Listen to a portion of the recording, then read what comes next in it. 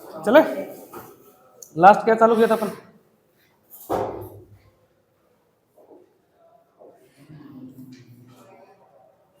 बताओ बताओ, लास्ट क्या चालू किया था? उत्पादन चालू नहीं कर लिया था क्या? विद्युत उत्पादन चालू कर लिया था अगर याद हो तो, है ना? विद्युत उत्पादन चालू किया था ना, है ना? विद्युत उत्पादन के लिए आपको एक ऊर्जा चाहिए, क्या चाहिए? ऊर्जा, है ना? ऊर्जा किसको बोलते हैं? क्षमता। क्षमता, कार्य करने की क्षमता क्या कहलाती है? ऊर्जा, है ना? या किसी पदार्थ का वह गुण जो उस पदार्थ को क्या करता है? कार्य करने की क्षमता प्रदान करता है, वो क्या कहलाता था? ऊर्जा। ऊर्जा के कितने स्रोत होते हैं? दो, कौन कौन से? परंपरागत और अपरंपरागत। परंपरागत तो कौन से हो गए? जो एक ना दिन नष्ट हो जाएंगे या नहीं होंगे, है ना? और अपरंपरागत जिनको एक बार काम में लेने के बाद दोबारा काम में लिया जाता है। उसके बाद प्लांट पढ़ने थे, है ना, एंड में आगे प्लांट। मेरे को एक बात बताओ, अल्कोहल क्या है? परंपरागत स्रोत है या परंपरागत? अल्कोहल परंपरागत है ना, खत्म हो जाए एक ना दिन। अच्छा, मेरे को एक चीज और बताओ, न्यूक्लियर, न्यूक्लियर से जो ऊर्जा मिलती है ना, वो क्या है? न्यूक्लियर पावर प्लांट परंपरागत है। अरे एक बार ऊर्जा हो जाए दोबारा थोड़ी यूज ले सकते हैं। बम फट गया तो फट गया, बाद में काम ले सकते हो क्या? वही बात है। अगर आपको बोले हवा परंपरागत है, कैसी है? जिनको एक बार काम में लेना दोबारा काम में ले सकते हैं। उसके बाद प्लांट पढ़ने, प्लांट कितने प्रकार पढ़ रहे थे आपको? पहला कौन सा था? थर्मल पावर प्लांट, तापीय शक्ति संयंत्र था। दूसरा कौन सा था? हाइड्रो पावर प्लांट, जल शक्ति संयंत्र। तीसरा कौन सा था? डीजल शक्ति संयंत्र। तीसरा डीजल शक्ति संयंत्र था, डीजल इंजन से चलने वाला। चौथा कौन सा था? Nuclear power plant. ये 4 पावर प्लांट है। चले, आपको जो पहला पढ़ना है उसका नाम है थर्मल पावर प्लांट, तापीय शक्ति संयंत्र, तापीय शक्ति संयंत्र, तापीय शक्ति संयंत्र पढ़ना आपको। चले, तापीय शक्ति संयंत्र। सबसे पहले आपको यह पता होना चाहिए थर्मल का मतलब क्या होती है? ऊष्मा। ऊष्मा नहीं होता क्या? थर्मल का मतलब होता है ऊष्मा। इस प्लांट में, इस प्लांट में ऊष्मा, इस प्लांट में तापीय ऊर्जा, ऊर्जा से, तापीय ऊर्जा से विद्युत ऊर्जा बनाई जाती है। कैसे बनाई जाती है वो आगे की बात है। ऊर्जा बनाई जाती है, मैंने पहले कहा था, ऊर्जा को कभी ना तो क्या कर सकते हैं आप उत्पन्न कर सकते हो, ना ही नष्ट कर सकते हो। एक रूप से क्या कर सकते हो, दूसरे रूप में बदल सकते हैं, वही तो है। चले, तो इसके लिए आपको क्या चाहिए? ताप। ताप पे ऊर्जा बनाएंगे। पहले ताप होगा, ताप के लिए आपको क्या बना देंगे? विद्युत ऊर्जा। कैसे बनाएंगे वो प्रोसेस आगे बताता हूँ। सबसे पहले आपको ताप ऊर्जा चाहिए। ताप ऊर्जा के लिए आपको क्या चाहिए? ईंधन। ईंधन नहीं चाहिए क्या इस प्लांट में? अब किसी भी चीज को आपको जलाना है तो उसके लिए ईंधन चाहिए नहीं क्या? ईंधन में 3 प्रकार के बताए थे आपको, कौन कौन से थे? ठोस, द्रव, गैस। ठोस, द्रव, गैस। कैलोरीफिक मान सबसे ज्यादा किसका होता है? गैस का। और कैलोरीफिक मान बोलते किसको है? कहता है किसको कैलोरीफिक मान? जो क्या करता है, जिसके दहन पर प्राप्त ऊष्मा, प्राप्त ऊष्मा, कितनी ज्यादा ऊष्मा प्राप्त होगी उसका क्या कहलाता है? कैलोरीफिक मान कहलाता है। इस प्लांट में ईंधन के रूप में, ईंधन के रूप में कोयला, कोयला, गन्ने की खोई। गन्ने की खोई आप तो सब गांव से समझते हो, छिलके नहीं होते क्या? जो छिलके बचते उनको जलाते नहीं क्या? जिनको जैविक ईंधन बोलते, क्या बोलते हैं? जैविक ईंधन।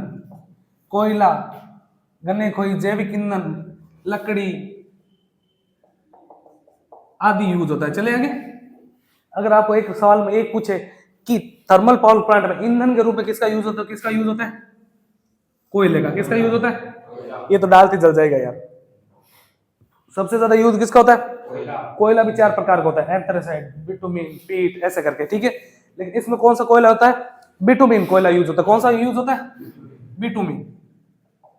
Bitumen very very very most, ध्यान रखना।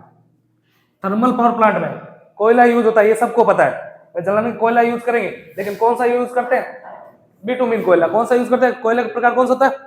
जब जीके पढ़ोगे इसके अंदर आप पढ़ोगे, राजस्थान में मिलने वाला है। चले, अपने यहाँ पे मिलता है पीट कोयला। कौन सा मिलता है? पीठ, जिसमें कार्बन की मात्रा ज्यादा होती है, वो तो आगे की बात है जब आप पढ़ोगे। अगली खास बात, भारत में सर्वाधिक विद्युत ऊर्जा उत्पादन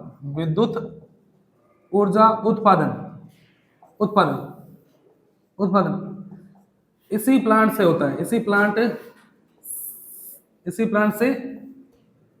से होता है, जिसको बोलते हैं एनटीपीसी। क्या बोलते हैं? एनटीपीसी। क्या बोलते हैं? एनटीपीसी। पूरा नाम क्या होगा एनटीपीसी का? पूरा नाम क्या होगा? National thermal power corporation.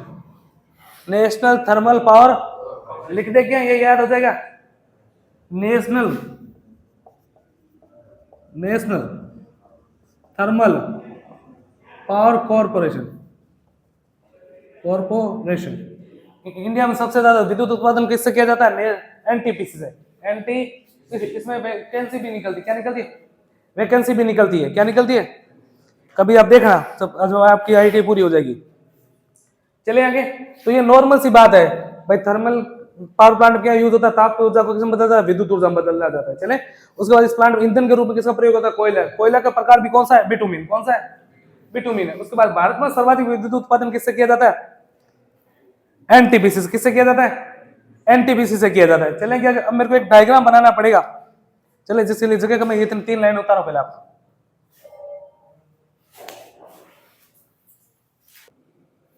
चले देखो, एक मैं डायग्राम बनाता हूँ, समझना। कुछ एक मुख्य भाग होते हैं प्लांट के। ये होता है बॉयलर। क्या होता है?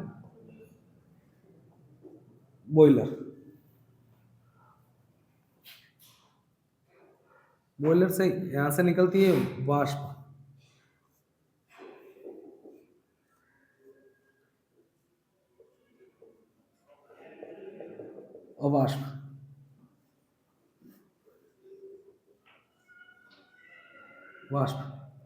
ये वाष्प जाती है टरबाइन पर।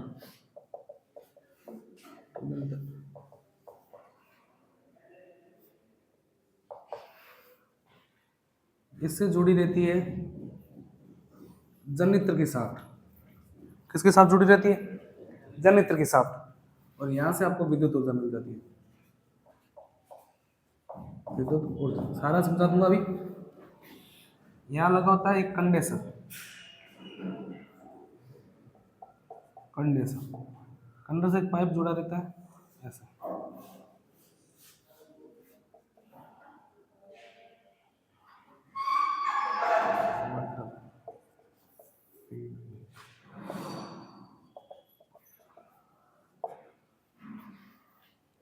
देखो होता क्या है, सबसे पहले मुख्य भाग पढ़ने आपको। भाग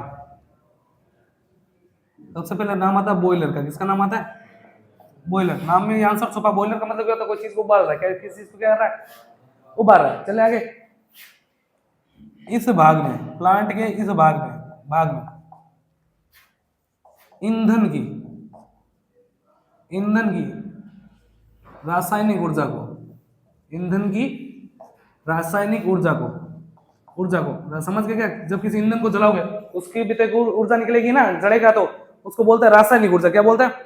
रासायनिक ऊर्जा। जब आप लकड़ी को जलाओगे तो कौन सी ऊर्जा निकलेगी? रासायनिक ऊर्जा। कोयले को जलाओगे तो कौन सी ऊर्जा निकलेगी? और क्रिया करेगा ना ऑक्सीजन के साथ मिलकर, तभी तो जलेगा, तो रासायनिक अभिक्रिया नहीं हो जाएगी। तो इस भाग में ईंधन की रासायनिक ऊर्जा को तापीय ऊर्जा में बदला जाता है। तापीय ऊर्जा में बदला जाता है। सर ये तो बताने वाली बात थोड़ी थी। जब कोई ईंधन जलेगा तो रासायनिक अभिक्रिया होगी तो कोई चीज तो घर ताप तो होगा ही होगा, तापीय ऊर्जा में बदलता है। अगली खास बात, इस तापीय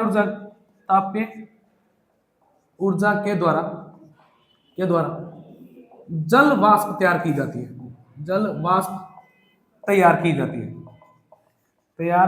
मैंने कहा सर समझाने कहना क्या चाहते हो? इसके अंदर पानी भरा हुआ। क्या भरा हुआ है? पानी। बड़ा बहुत होता ही है, हालांकि मैंने तो छोटा से बने हैं। चले, इसके अंदर नीचे क्या लगा देंगे? आग लगा देंगे। आग लगाएं तो ये इसमें पानी होगा। पानी क्या करेगा? उबलेगा।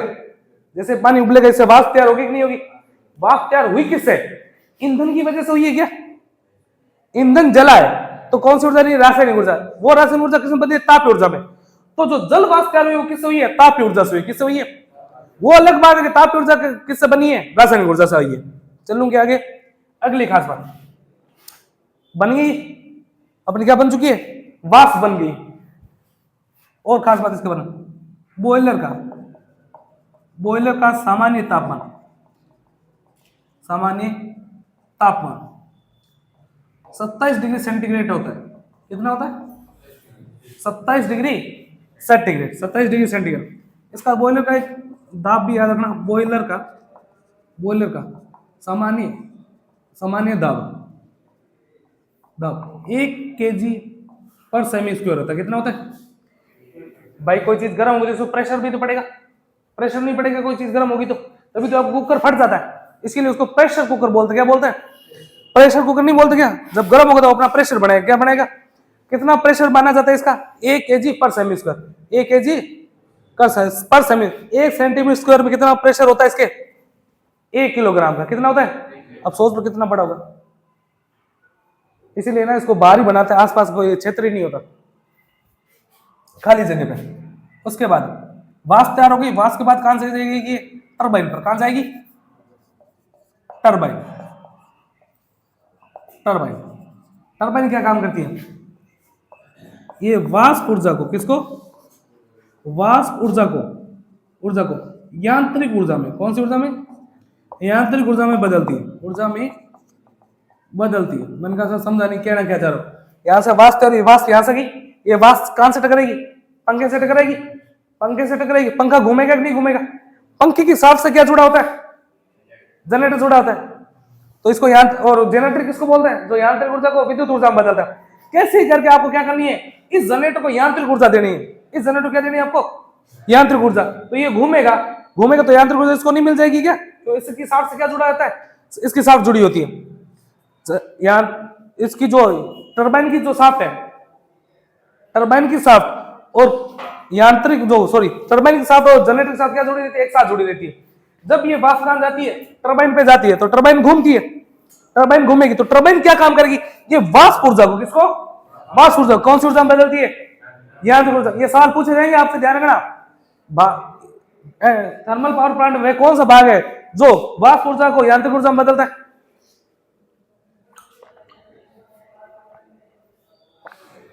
वाष्प ऊर्जा किसमें बदलता है, टरबाइन बदलती। कौन बदलता है, टरबाइन बदलती। उसके बाद टरबाइन 2 प्रकार की होती है। कितने प्रकार की होती है, 2 प्रकार। एक होती है आवेग टरबाइन, कौन सी होती है, आवेग टरबाइन। एक होती है प्रतिक्रिया टरबाइन। चले, सबसे ज्यादा यूज होती है कौन सी, आवेग। सबसे ज्यादा प्रयोग कौन सी होती है, आवेग। तो अगर आपसे पूछा जाए कि थर्मल पावर प्लांट में कौन सी टरबाइन यूज होगी, तो कौन सी होती है, आवेग होती है। कौन सी होती है, आवेग। कौन सी होती है, आवेग। यहां तक हो जाएगा ना।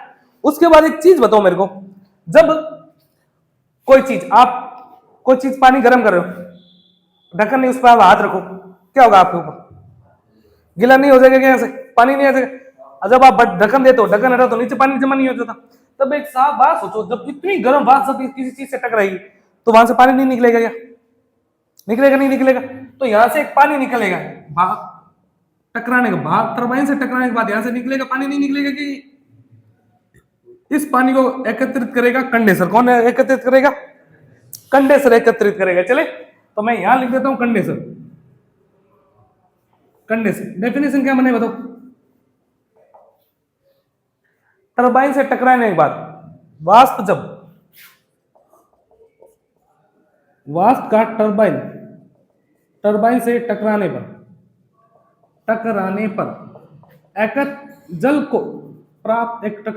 प्राप्त जल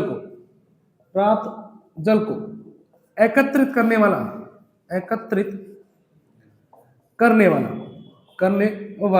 साधन क्या कहलाता है, कंडेंसर कहलाता है। ये बात समझ आ गई ना। कोई चीज गर्म चीज किसी चीज से टकराई तो पानी तो बनेगा, बूंदे तो बनेगी। और वो पानी अगर प्लांट में चला जाए तो किस काम का, गर्म भी तो होता है, वो पानी भी गर्म होता है, तो वापस उसको काम में नहीं ले सकते क्या। तो उसको एकत्रित किया, एक बोल मान लो, एक एकत्रित कर ले, एक भाग है, उसको बोलते हैं कंडेंसर। क्या बोलते हैं, तो कंडेंसर का क्या काम होता है, टरबाइन से प्राप्त जल को क्या करने वाला, एकत्रित करने वाला। चले, इसी से जुड़ा होता है कौन सा, एक water feed pump, water feed pump. ये देखो इससे ये जुड़ा नहीं रहता क्या, इस पर पानी वापस ही तो भेजना पड़ेगा बॉयलर में, तो मैं यहां लिखूंगा वाटर फीड पंप। क्या करेगा ये, कंडेंसर में से जल को, में से जल को वापस बॉयलर तक ले जाने वाला पाइप क्या कहलाता है, वाटर फीड पाइप नहीं कहलाएगा क्या। अगली खास बात, सबसे ज्यादा दबाव वाला भाग होता है कौन सा, water feed pump. Water feed pump जो पंप होता है वो सबसे ज्यादा दबाव होता है, और ये सवाल पूछा गया मोस्ट है। थर्मल पावर प्लांट में सबसे ज्यादा दबाव वाला भाग कौन सा होता है, water feed pump. Water feed pump, एक बार ढंग से पढ़ो फिर उतारो।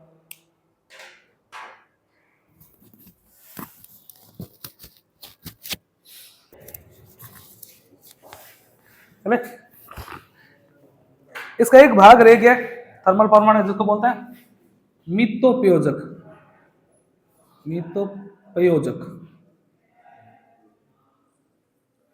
या इंग्लिश बोलते इकोमोनाइजर।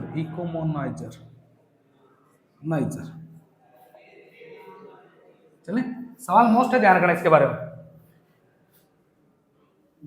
प्लांट की दक्षता बढ़ाने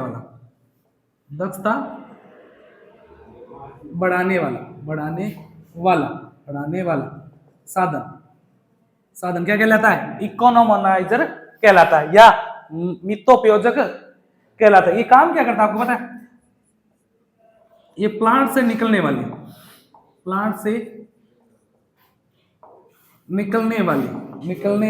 व्यर्थ गैसों, प्लांट से निकलने वाली व्यर्थ गैसों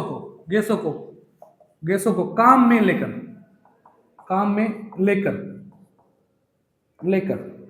ऊष्मा उत्पन्न करता है। ईंधन जो करता है वो करता ही है, अलग से और भी गैसें निकलती है, उनको भी काम में लेके क्या करता है, और ऊष्मा उत्पन्न कर देता है। तो इससे काम नहीं बढ़ जाएगा क्या और ज्यादा, भाई गर्मी और नहीं बढ़ जाएगी, ऊष्मा और नहीं बढ़ जाएगी, तो क्या करता है, ऑल ओवर दक्षता बढ़ा देता है। क्या बढ़ा देता है, ऑल ओवर दक्षता बढ़ा देता है इसकी। इसका तापमान जो होता है, इसका तापमान 85 डिग्री सेंटीग्रेड होता है, या रखा जाता है। भाई जब गर्म होगा तो ज्यादा गर्म होगा, तो टेम्परेचर भी ज्यादा नहीं होगा क्या इसका, जबकि बॉयलर का कितना माना जाता है, 27। चले आगे, दक्षता, ये इंपॉर्टेंट कर लो, मोस्ट है। जब आप कभी पेपर दोगे ना, ये आईटी से रिलेटेड डीआरडी वगैरह, उनमें पूछेगा 25 से 30 होती है, 25 से 30%, और अगर एक रूप आंसर देना पड़े तो देना पड़ेगा, अप्रोक्सीमेट होती है 29%। कितनी होती है, 29%। चले आगे, ये था आपका थर्मल पावर प्लांट। होता इससे भी ज्यादा है, लेकिन अपने को इतना ही पढ़ना है। चले, इससे ज्यादा मेन भाग हो गए। सबसे पहले मुख्य भाग क्या होता है, बॉयलर होता है। क्या होता है, बॉयलर होता है। उसमें पानी को गर्म करके क्या किया जाता है, वाष्प तैयार किया जाती है। उस वाष्प को कहाँ फेंका जाता है, टरबाइन पर, और टरबाइन के हिसाब से क्या जुड़ा होता है, जनरेटर। ये लाइन तो लिखी नहीं ना, है ना। जनरेटर क्या करता है, जनरेटर, इस थर्मल पावर प्लांट जनरेटर तो लिखना भूल गया, लिखो जनरेटर। थर्मल प्लांट में जनरेटर क्या करता है, ये टरबाइन से प्राप्त यांत्रिक ऊर्जा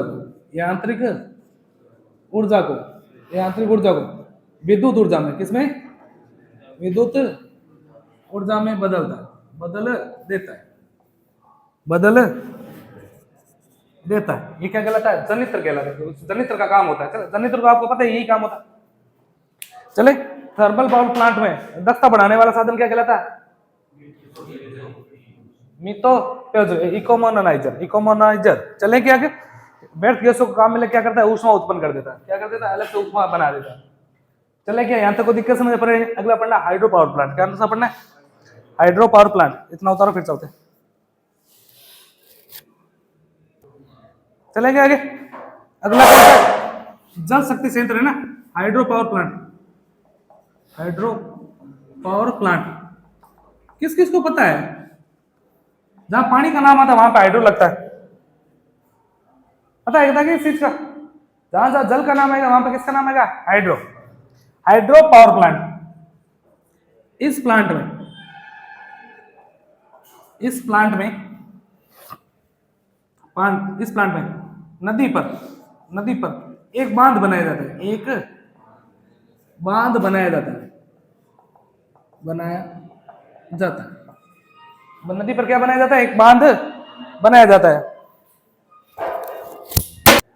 चले गए? इस पे क्या बनाया जाता है? एक बांध बनाया जाता है। उसके बाद बांध के पानी को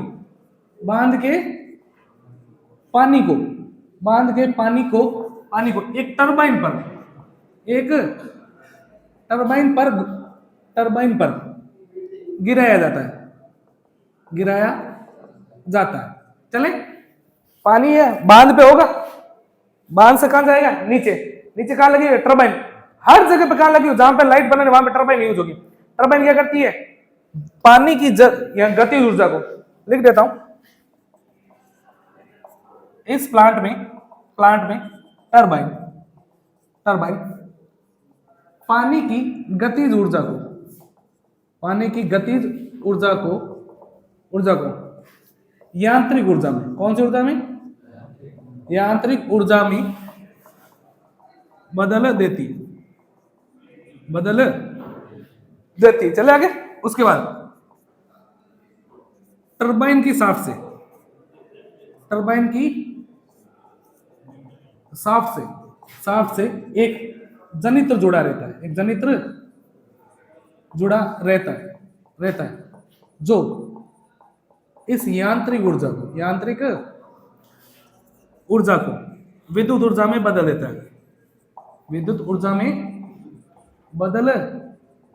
है।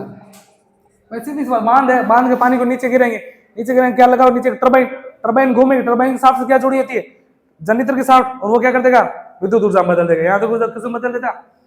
विद्युत ऊर्जा में बदल देगा। चले आगे। आपको जो मोस्ट दो बातें याद रखनी, ये ध्यान रखनी, मोस्ट इस प्लांट की कौन सा प्लांट है ये? Hydro power plant. इसको बोलता है NHPC बोलते हैं, नेशनल हाइड्रो पावर कॉर्पोरेशन बोलते हैं। बॉस, इस प्लांट की स्थापना लागत उच्च होती है, परंतु उत्पादन लागत सबसे कम होती है।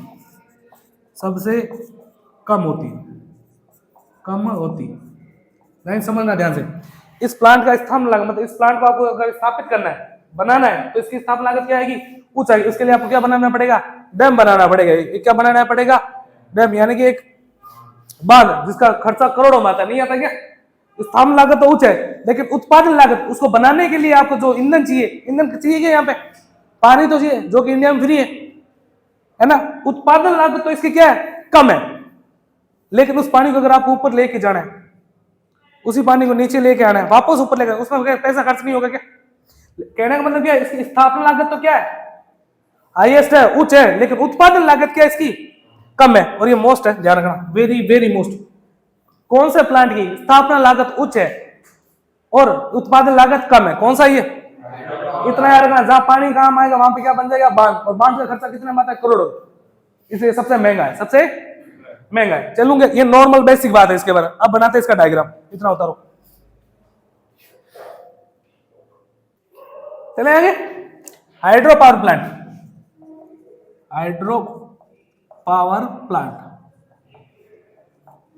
जल शक्ति संयंत्र। सबसे पहले इसमें क्या बनाना पड़ेगा? बांध। नहीं बनाना पड़ेगा क्या? ये बांध है, इसमें पानी इकट्ठा होगा, कहां से है वो बात की बात है। ऊपर ले जाना पड़ेगा ना, मोटर लगी होती है, यहां लगी होती है ऐसे, इसको बोलते हैं प्रेशर चैनल। क्या बोलते हैं? समझ गए होगे। इस पानी में और प्रेशर बना देगी, नीचे पानी गिरेगा तो और ज्यादा बना देगी।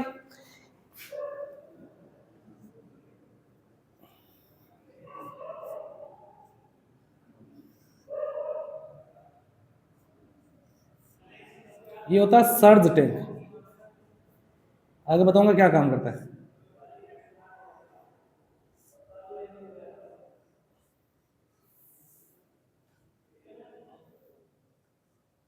ये होता है वाल्व। क्या होता है? घर में वाल्व क्यों लगाते हैं? कंट्रोल करने के लिए वाल्व। वाल्व से फिर एक सीधी जाएगी, इसको बोलता है पैन स्टॉक। क्या बोलते हैं? ये नाम याद होने चाहिए, पैन स्टॉक। चले, पैन स्टॉक के बाद यहां लगी होती है टरबाइन। टरबाइन आगे का खेल तो आपको पता ही है। पानी गिरेगा, टरबाइन घूमेगी, टरबाइन के साथ से कौन जुड़ा होगा? जनरेटर। जनरेटर, और जनरेटर क्या कर देगा? इसको विद्युत ऊर्जा में नहीं बदल देगा क्या? विद्युत ऊर्जा में। और पानी यहां से चलने के बाद यहां पानी क्या चला जाएगा? नीचे चला जाएगा।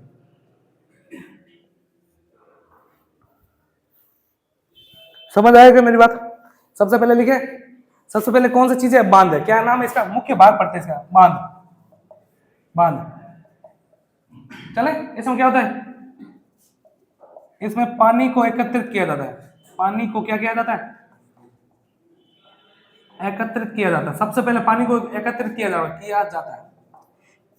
पानी को इकट्ठा करना पड़ेगा पहले, उसके बाद इसको छोड़ना पड़ेगा। ये नहीं है इधर से पानी आ रहा है, इधर से जा रहा है, कभी उसमें पावर नहीं बनेगी कभी भी। पहले इकट्ठा करना, उसको एक साथ छोड़ना पड़ेगा। नहीं समझेंगे मेरी बात को?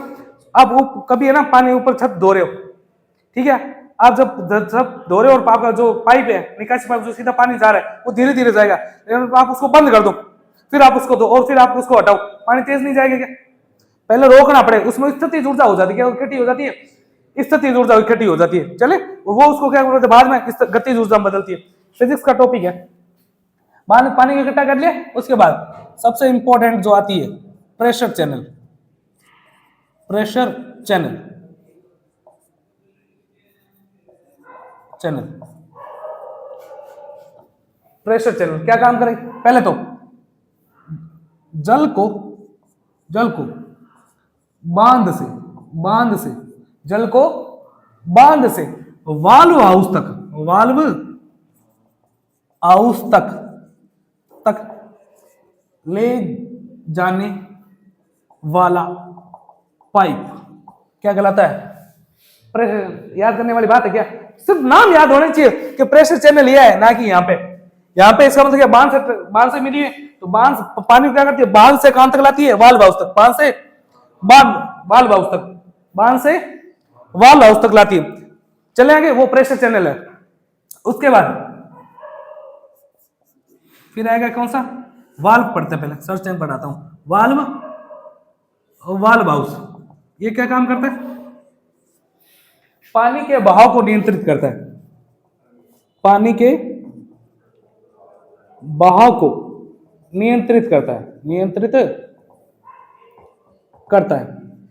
भाई कितना पानी जाना चाहिए, कितना नहीं जाना चाहिए। चले आगे।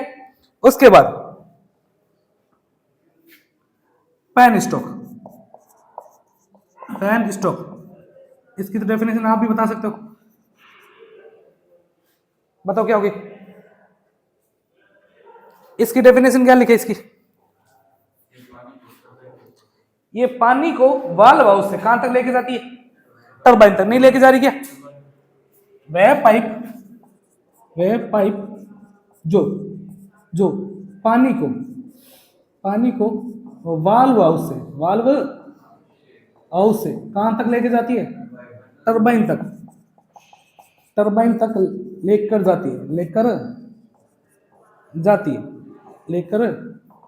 जाती है। क्या कहलाता है? पैन स्टॉक कहलाता है। चले आगे, क्या कहलाता है? पैन स्टॉक कहलाता है। तो दिक्कत समझे, परेशानी हो जाएगा ना? अब एक बात बताओ, अगर बाई चांस अपने को लाइट नहीं चाहिए, क्या नहीं चाहिए? लाइट नहीं चाहिए, उस कंडीशन में आप क्या करोगे? प्लांट बंद करना पड़ेगा। जब आपको विद्युत लोड नहीं है, यहां पे कोई लोड नहीं है, सुनना मेरी बात को दिमाग से लगा के, जब आपके पास विद्युत लोड नहीं है, उस कंडीशन में क्या आप इसको ऑन रखोगे? जैसे आपकी वॉशिंग मशीन है, कपड़े धो रहे हो, तब आप उसको ऑन करोगे? उसके अंदर कपड़े हैं नहीं तो ऑन करके छोड़ दोगे क्या? नहीं छोड़े। जब तक विद्युत लोड नहीं है तो इसको ऑन करेंगे क्या? तो कभी कभार तो ऐसा होगा कि विद्युत लोड नहीं होगा, कभी तो ऐसा हो गया ना कि अपन विद्युत लोड नहीं चाहिए, उस कंडीशन में इसको क्या करना पड़ेगा, ऑफ करना पड़ेगा। क्या करना पड़ेगा, ऑफ करना पड़ेगा। उस कंडीशन में एक बात बताओ, होगा क्या, बंद तो हो गया, लेकिन बांध का यहाँ पे गेट भी बंद हो गया, बांध को भी यहां से क्या कर दिया, बंद, पानी आगे नहीं आएगा, कोई दिक्कत नहीं। क्या ऐसा कभी हो सकता है कि इस पूरे पाइप में एक बूंद भी पानी ना हो? हालांकि इतना छोटा थोड़ी होता है, बहुत बड़ा होता है, बहुत बड़े बड़े होते हैं, है ना। अब एक बात बताओ, जब इतना बड़ा है, जब आप घर में नॉर्मल पानी भरते हो टंकी में, और जब आप पाइप देखते हो, पाइप का जो समेट, तो उसमें भी पानी निकल जाता है, थोड़ा बहुत नहीं निकल जाता। तो इसमें तो इतना, सोचो कितना पानी होगा, कितना गैलन पानी होगा। अगर उतना गैलन पानी अगर इसमें पड़ा रहेगा और एक जगह पे पड़ा रहेगा, मान लीजिए कहां पड़ा रहेगा, पेन स्टॉक में पड़ा रहेगा इतना गैलन पानी, और आगे जा नहीं रहा है, तो वजन नहीं होगा क्या, ये टूटने का खतरा नहीं बन जाएगा क्या? टूटने का खतरा तो बन ही जाएगा ना। तो उस कंडीशन क्या होना चाहिए कि जब विद्युत लोड ना हो, क्या नहीं हो, जब विद्युत लोड ना हो, विद्युत लोड ना हो, न हो, उस स्थिति में अतिरिक्त जल को एकत्रित करने वाला टैंक क्या कहलाएगा, सर्ज टैंक। आई क्या मेरी बात समझ में? इसलिए मैंने कहा था बाद में बताऊंगा। समझ आया मेरी बात को भाई? जब लोड नहीं होगा तो पानी रहेगा तो दिक्कत नहीं हो जाएगी क्या? वजन भी तो था, हजारों लीटर पानी होता है, चलते पानी में तो कोई दिक्कत नहीं है। पानी रुक गया तो दिक्कत होगी। चलो आगे। तो उस पानी को, विद्युत लोड ना होने पर उस पानी को कहां, देखो इसके पास, अब यहाँ आएगा एंड में पानी, तो यहां आ जाएगा, यहां से पहले कहां जाएगा, यहां आएगा। इसको तो रोक दिया, चले इसको भी बंद करे, इसमें तो पानी रह गया भाई, इसमें जो पानी है तो वो तो आगे चला गया, तो ये तो खाली हो गया, चले, क्योंकि वाल्व इसने क्या कर दिया, बंद। उस कंडीशन में यहां से भी आपने बंद कर दिया, तो यहां पे तो पानी रह गया ना। तो सर आप कहने का मतलब, सर ये टैंक क्यों लगाया? आप चाहो तो वाल्व खोलो, इसको पानी को वापस नीचे डाल दो भाई, फ्री कर दो, ये भी तो हो सकता था। लेकिन सोचो जितना पानी, हजारों गैलन जो लीटर पानी है, उसको ऊपर चढ़ाने में कितना खर्चा आया होगा। उस पानी को वेट करना क्या सही रहेगा? उसको तो काम भी लेना पड़ेगा ना। इतने खर्चे में जो होगा ना, इतने खर्चे में ये तैयार हो रहा है और हमेशा के लिए कब पड़ा रहेगा भाई? दिमाग में तो आना चाहिए ना सर, जब इसको खोल दो, बंद है, कोई दिक्कत नहीं है, पानी यहां से चल के नीचे नहीं चला जाएगा, वापस मिल जाएगा, नहीं मिल जाएगा टेलरस पे। चलूं क्या आगे? समझ आ रही ना मेरी बात? तो इस पानी को एकत्रित क्यों करना पड़ा? क्योंकि पानी चढ़ाना क्या पड़ रहा था, महंगा, स्थापना लागत महंगी नहीं आई थी क्या? तो व्यर्थ क्यों जाने दे, इसलिए क्या किसका प्रयोग होता है, सर्ज टैंक का। ये सवाल पूछा गया, इसलिए मैंने बाद में बता रहा हूं, वेस्ट मोस्ट वेरी मोस्ट। जब विद्युत लोड ना हो तो हाइड्रो पावर प्लांट में पानी एकत्रित करने वाला टैंक क्या कहलाता है, सर्ज टैंक कहलाता है। क्या कहलाता है? Surge tank. आपको पूछी जाएगी स्थिति कहां लगा होता है, कहां लगा होता है, कहां लोकेशन कहां होती है इसकी, देख के तो बता दो गधो। वाल्व से ठीक पहले, प्रेशर चैनल तो कितनी बड़ी होगी सोचो यार, मैं फिर बता रहा हूं, ये तो छोटा ही बनाया मैंने, इतना बड़ा बना सकते हैं, कितनी बड़ी होगी सोचो, कहां से चलती है? अरे स्लाइडिंग नहीं देखी कभी, वाटर जाते वाटर पार्क नहीं जाती। अब सोचो किसी में छोटी किसी में बड़ी ऐसे नहीं होती, लेकिन सर्ज टैंक कहां लगेगा, हमेशा वाल्व के पास। ये कितनी बड़ी हो, कोई दिक्कत नहीं है, नहीं समझेगा मेरी बात को? सोचो स्थिति कहां होगी, वाल्व हाउस के पास, वाल्व हाउस के पास। चले आगे। अच्छा अगली खास बात, इसका काम ध्यान रखना, कार्य सर्ज टैंक का काम क्या होता है? ये किस लिए लगे? ताकि पानी यहां तक ना जाए, अगर पानी यहां चला जाएगा तो टूट जाएगा ना।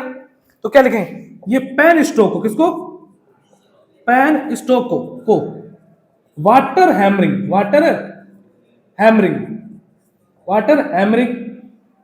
से बचाता है या सुरक्षा प्रदान करता है। वाटर हैमरिंग से क्या करता है, सुरक्षा प्रदान करता है। चले ये भी मोस्ट है। तो सर्ज टैंक के कितने काम हो गए, 2। पानी को एकत्रित करेगा जब विद्युत लोड ना हो, और जब विद्युत लोड लेना होगा तो सबसे पहले इसी को चालू करें, तो यहां से पानी तेज आएगा। चले दूसरा कंडीशन, कहां लगा होता है, वाल्व हाउस से पहले। काम क्या होता है, ये पेन स्ट्रोक की सुरक्षा करता है। किसकी सुरक्षा करता है? ना कि प्रेशर चैनल की, ना कि प्रेशर, किसकी सुरक्षा करता है, पेन स्ट्रोक की। किसकी सुरक्षा करता है? ये पेन स्ट्रोक की। यहां तक कोई दिक्कत समझे, परेशानी हो जाएगा क्या? चले, उसके बाद एक आती है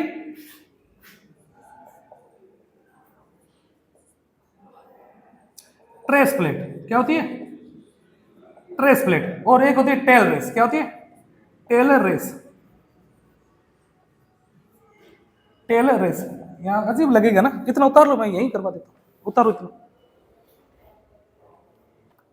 चले आगे देखो, एक होती है ट्रेस प्लेट। ट्रेस प्लेट ये क्या काम करती है? ये कचरे को पैन स्टॉक में जाने से रोकती है। वे प्लेट, अब पानी में है, पानी है, कचरा तो आ ही सकता है, नहीं आ सकता क्या? जो कचरा जाएगा तो दिक्कत नहीं हो जाएगी। अरे नीचे यहाँ, अगर यहाँ इसमें फंस गया तो पंगा नहीं हो जाएगा क्या, है ना? तो क्या करना चाहिए? इस कचरे को पहले रोकना चाहिए। तो यहाँ पे एक प्लेट लगा दी जाती है। क्या लगा दी जाती है? प्लेट। छलनी जैसी नहीं आती क्या? इसको ट्रेस प्लेट बोलते हैं। क्या बोलते हैं? वे प्लेट जो क्या करती है? पैन स्टॉक में कचरे को जाने से रोकती है। क्या कहलाती है? Trace plate. एक होती है टेल रेस। Tail race.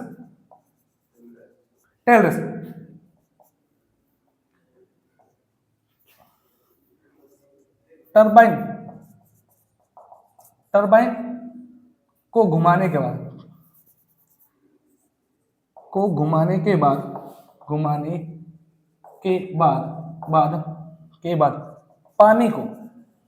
पानी को जहां एकत्रित किया जाता है। क्या किया जाता है? एकत्रित किया जाता है, वो जगह क्या कहलाती है? टेल रेस कहलाती है। Tail race. जहां पे पानी को लाइट बन चुकी है। क्या बन चुकी है? उस पानी से लाइट बन चुकी है। अब इस पानी से टकरा, ये पानी नीचे नहीं जाएगा क्या? तो वहां पे पानी क्या करना पड़ता है? एकत्रित करना पड़ेगा। वहां पानी क्या करेगा? स्टोर करेगा। कुछ ना कुछ तो स्टोर होगा। जहां पानी को ज्यादातर तो वहां के चला जाएगा पानी, लेकिन कुछ तो स्टोर होगा ही होगा। उस पानी को स्टोर करने के लिए क्या बनाया जाता है? टेल रेस बनाया जाता है। जैसे वहां पे क्या था? कंडेंसर था। कहां था? कंडेंसर था नहीं था? यहाँ पे कौन सा हो जाएगा? Tell race. सर वहां तो उष्मा के कारण पानी आ रहा था, यहाँ ये तो ऑलरेडी पानी है, तो टपकेगा तो सही है। नहीं समझेगा मेरी बात को? तो टेल रेस, ट्रेस प्लेट समझ गए ना? कचरे को रोकने वाली। कहां पे? पैन स्टॉक में। लगी कहां होती है? पैन स्टॉक के आगे। पैन स्टॉक के आगे। स्थिति तो अब लिखेंगे क्या? स्थिति कहां होती है इसकी? पैन स्टॉक के आगे। पैन स्टॉक के आगे। चलेंगे आगे। फिर आएगा आपके पास टेल रेस हो गया। ये एक होती है स्लिप्ड वे। स्लिप्ड वे हिंदी में नाम इसका तकड़ा है, उत्प्लनव, ऐसा कुछ नाम है,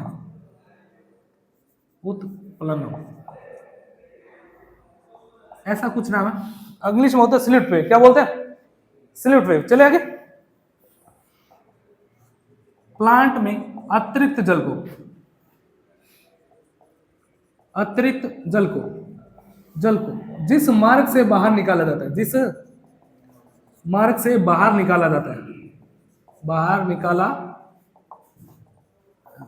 है, वो क्या कहलाता है? स्लिट वे। वो रास्ता क्या कहलाता है? वे का मतलब क्या होता है? रास्ता नहीं होता क्या? तो ये तो सीधा याद हो जाएगा। वे का मतलब क्या होता है? रास्ता नहीं होता क्या? कई बार क्या होता है? प्लांट में पानी अतिरिक्त हो जाता है, आवश्यकता से ज्यादा हो जाता है, तो उस पानी को जिस रास्ते से बाहर निकालना है उसको बोलते हैं स्लिट वे। क्या बोलते हैं?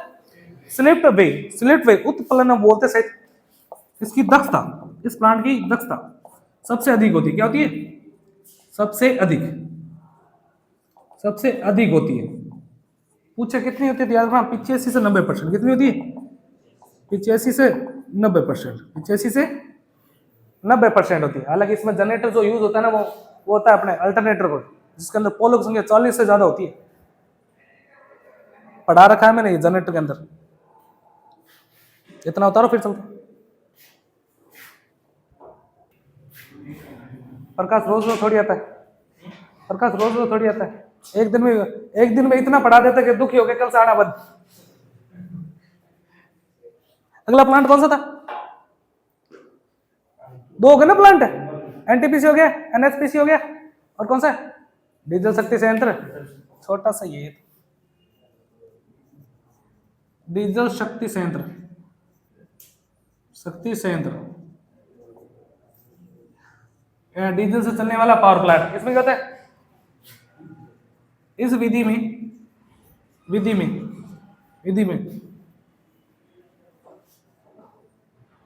इस विधि में इंजन की शाफ्ट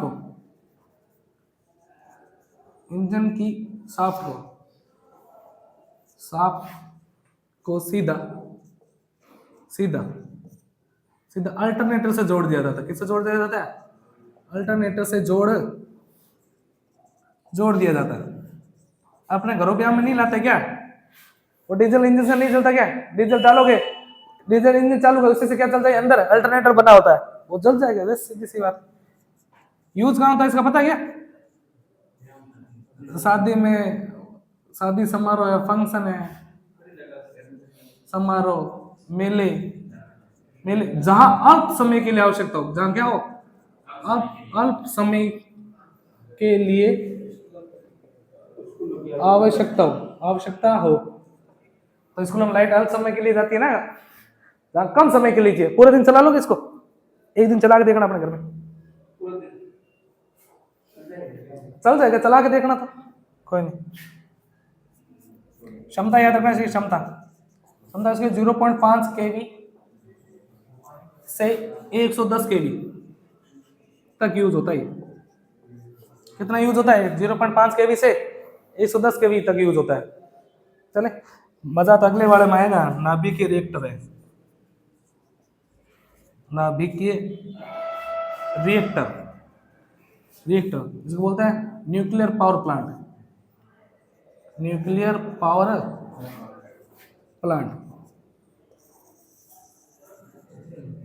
चले, न्यूक्लियर पावर, ध्यान से समझना इस चीज को, इसमें तो कुछ है ही नहीं।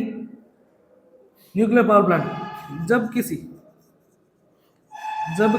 पदार्थ को ऊर्जा में बदला जाता है, तो उसके अंदर से नाभिकीय ऊर्जा निकलती है। कौन सी ऊर्जा निकलती है? नाभिकीय ऊर्जा निकलती है। एक कोई सा भी परमाणु ले लो, अणु ले लो, जब आप इसको तोड़ते हो ना, तो उसका नाभिक टूटेगा कि नहीं टूटेगा? नाभिक जब टूटेगा तो उसमें से क्या निकलती है? ऊर्जा निकलती है। क्या निकलती है? ऊर्जा। तो नाभिकीय ऊर्जा, नाभिक को तोड़ के बनाना है। चले आगे। तो जब किसी पदार्थ को आप क्या करते हो? ऊर्जा में बदलते हो। क्या करते हो? ऊर्जा में बदलते हो। तो उसके जो अंदर से ऊर्जा निकलती है, वो कौन सी ऊर्जा कहलाती है? नाभिकीय ऊर्जा कहलाती है। कौन सी ऊर्जा कहलाती है? नाभिकीय ऊर्जा कहलाती है। चले, नाभिक ऊर्जा दो प्रकार की होती है। कौन सी? पहली जो पढ़ोगे वो नाभिकीय विखंडन। कौन सी होती है? 10वीं के अंदर पढ़ के आओगे शायद, नाभिकीय विखंडन। दूसरी होती है नाभिकीय संलयन। सूर्य पर जो अभिक्रिया होती है वो होती है नाभिकीय संलयन। कौन सी होती है? नाभिकीय संलयन। सूर्य गर्म है ना इतना, क्यों गर्म है? क्योंकि कौन सी अभिक्रिया होती है? नाभिकीय संलयन। सबसे पहले बात करें नाभिकीय विखंडन की। किसी एक बड़े परमाणु के नाभिक को छोटे नाभिकों में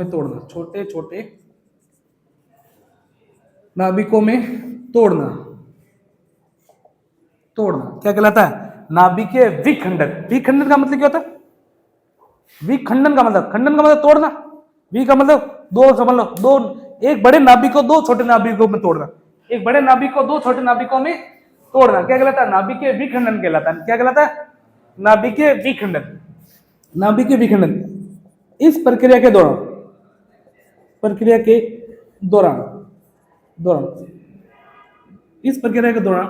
अधिक मात्रा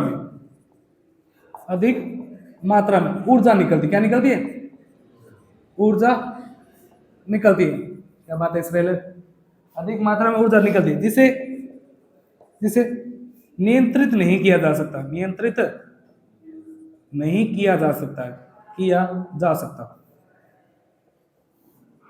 जिसे नियंत्रित नहीं किया जा सकता। इसमें जो यूज होता है ना, उसका यूज होता है यूरेनियम का। कैसा यूज होता है? 1 kg यूरेनियम, 1 किलो यूरेनियम में 2700 टन कोयला आ सकता है। जितनी ऊष्मा 1 किलो ना यूरेनियम देता है ना, उतनी ऊष्मा कितनी कौन देता है? 2700 टन, 2700 टन कोयला देता है।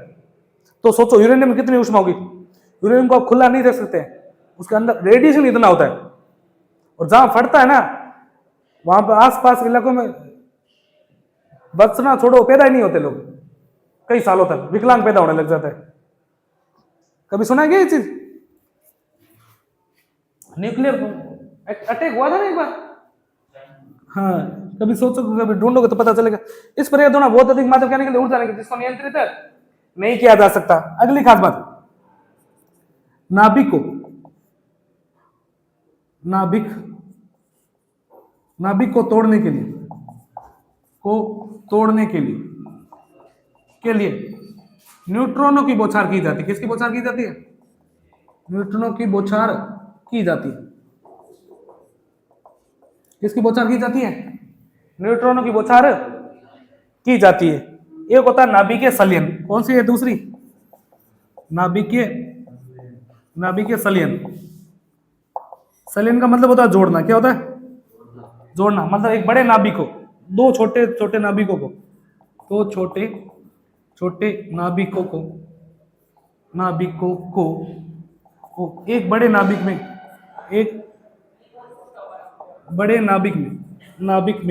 बदलना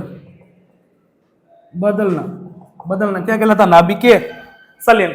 विखंडन का मतलब तो एक बड़े को दो में छोड़ दिया, संलयन का मतलब दो छोटे को मिला के एक बड़ा बना दिया, तो वो कहलाएगा नाभिकीय संलयन। इसमें भी बहुत अधिक मात्रा में क्या निकलती है? ऊर्जा निकलती है। इस विधि में बहुत अधिक मात्रा में, इस प्रक्रिया के दौरान बहुत अधिक मात्रा में ऊर्जा निकलती है,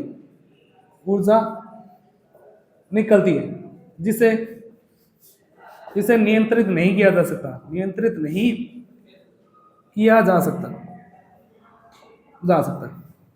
चले आगे। सूर्य पर कौन सी होती है? सूर्य पर नाभिकीय संलयन अभिक्रिया होती है। सूर्य इतना गर्म क्यों है? देख सकते हैं? देख ही नहीं सकते, उस पर पास जा सकते हैं क्या?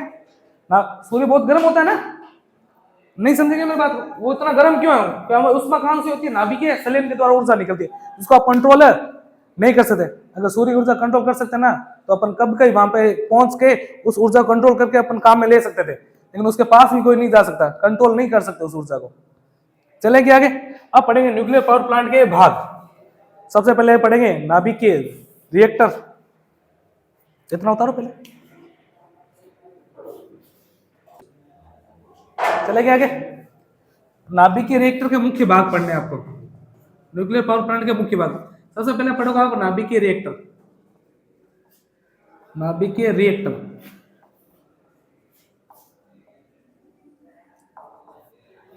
इनको छड़े होती है, इसके अंदर लगी होती है, ग्रेफाइट की बनी होती है। वो तो बहुत ज्यादा डीप हो जाए, आप तो नॉर्मल पढ़ो। नाभिकीय रिएक्टर इस भाग में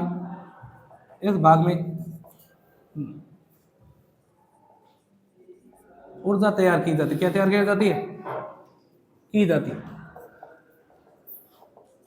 इस भाग में क्या तैयार होती है? ऊर्जा तैयार होती है नाभिकीय रिएक्टर के अंदर। उसके बाद दूसरा भाग कौन सा है? हीट एक्सचेंजर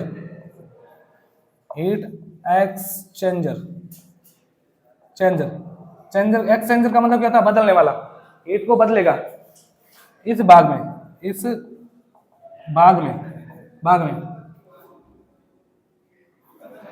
तापीय ऊर्जा वाष्प ऊर्जा में बदलती है।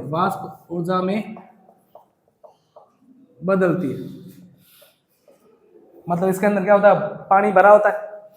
हीट एक्सचेंजर पानी, वाष्प, जहां पे वाष्प नाम आ गया वहां क्या हो गया? पानी का नाम आ गया। पानी कहां होता है? हीट एक्सचेंजर के अंदर। उसके अंदर फिर उसके बाद भाप टरबाइन। क्या होती है? भाप टरबाइन। कौन सी होती है? भाप टरबाइन क्या काम करती है? ये वाष्प ऊर्जा को यांत्रिक ऊर्जा में बदलती है। ये तो सब पता ही आपको। भाप ऊर्जा, भाप टरबाइन। उसके बाद होता है जनरेटर। क्या होता है? भाप टरबाइन होगी, उसके बाद कंडेंसर नहीं आएगा क्या? कंडेंसर, जहां पे भाप टरबाइन आएगी वहां पे कौन आएगा? कंडेंसर। कंडेंसर क्या काम करेगा? कंडेंसर क्यों लगाया था? पानी को भाई, भाप से पानी को एकत्रित किया, पानी को जमा करने वाला, एक ही बात है। अपनी भाषा में कुछ भी लिखना ना। भाप से टकराने के बाद, टकराने के बाद प्राप्त जल को, ये लो, प्राप्त जल को इकट्ठा करने वाला साधन, इकट्ठा करने वाला साधन क्या कहलाता है? कंडेंसर कहलाता है। उसके बाद ये कहां जाएगा? जनित्र के पास। जनित्र क्या करेगा? भाप टरबाइन की शाफ्ट, यानी कि टरबाइन की शाफ्ट। टरबाइन कौन सी लगी होती है? कौन सी लगी होती है? टरबाइन कौन सी लगी होती है इसमें? आवेग। जनित्र पढ़ना ना। टरबाइन की शाफ्ट जनित्र की शाफ्ट से जुड़ी होती है। जनित्र की शाफ्ट से जुड़ी होती है।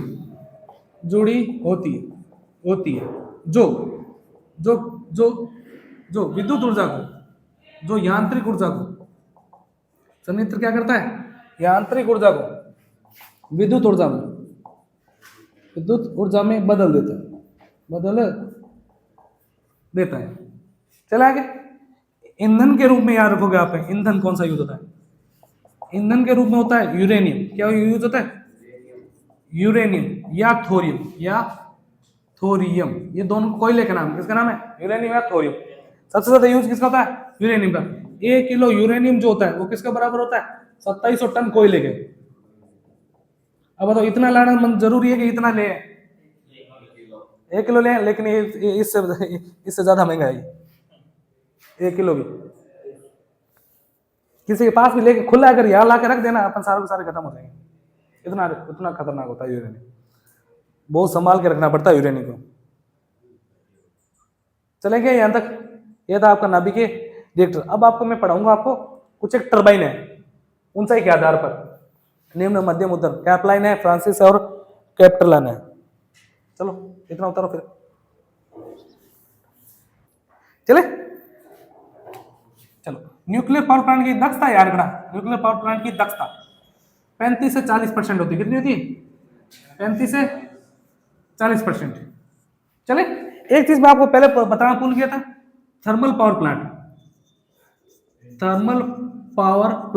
इंपोर्टेंट सवाल है, ध्यान रखना।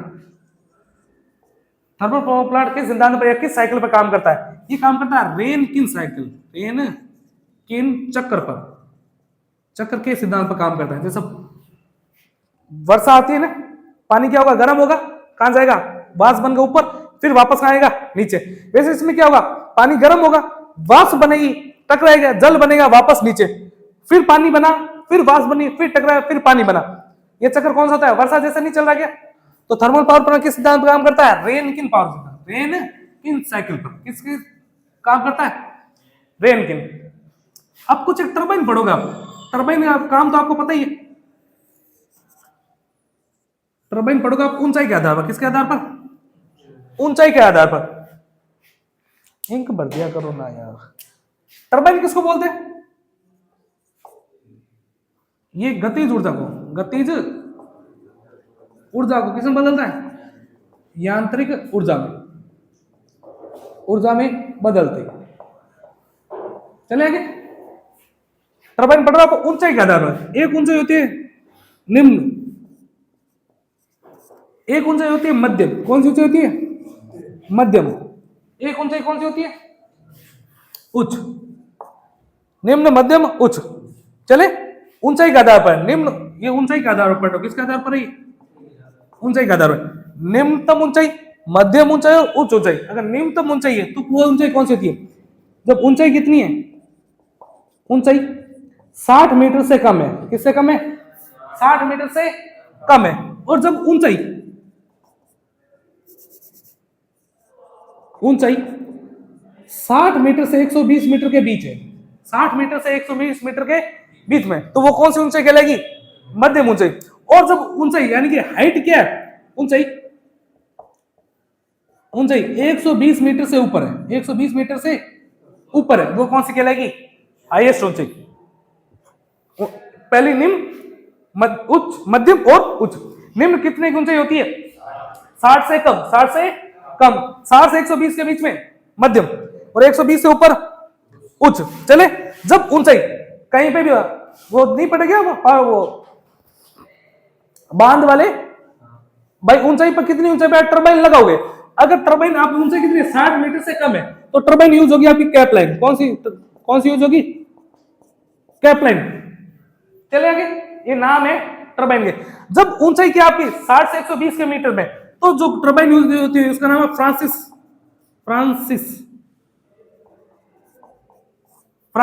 चले आगे। और जब आपकी ऊंचाई क्या है 120 मीटर से ऊपर है तो पेलेटन टर्बाइन।